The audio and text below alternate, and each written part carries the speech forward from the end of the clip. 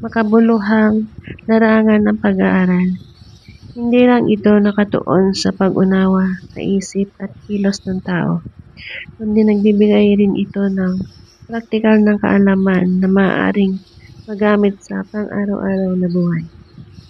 Maging ang isang tao ay maging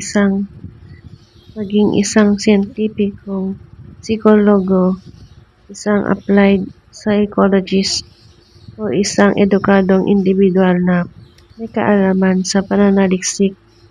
Ang psikolohiya ay may kakayahang magbigay ng saya, gantimpala at mas malalim na pang-unawa sa sarili at sa kapwa. Sa pag-aaral ng psikolohiya at neuroscience, may naunawaan natin kung paano nag-iisip, nakakaramdam at kumikilos ang tao.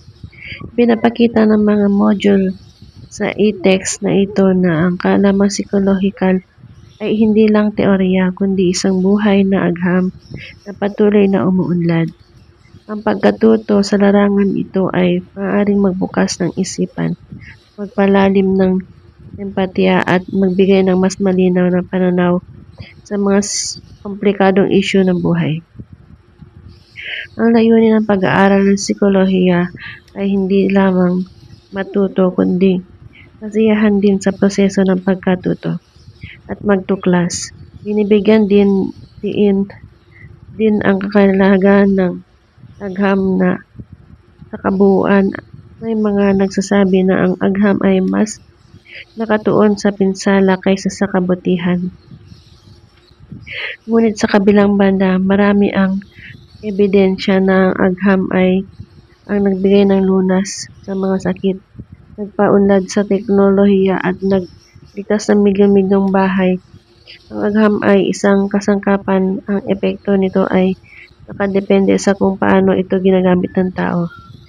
Kapag ginamit ng may mapananagutan at ethical na pag-iisip, nagiging makapangyarihan itong paraan para sa kabutihan ng sangkatauhan. Marami sa mga suliraning kinakaharap ng mundo ngayon ay ang kaugnayan sa pag-ugali ng tao. Mga issue tulad ng digmaan, hindi nagkakapantay-pantay na diskriminasyon at pagkasira ng kalikasan at kadalasang bunga ng desisyon, paniniwala at kilos ng tao. Samantala may mga problemang panlabas sa direktang kontrol ng tao, gaya ng natural na sakuna, bagaman ang epekto ng mga ito ay madalas pang pinalala ng gawain ng tao. Hindi dito pumapasok ang mahalagang papel ng psikolohiya sa pag-unawa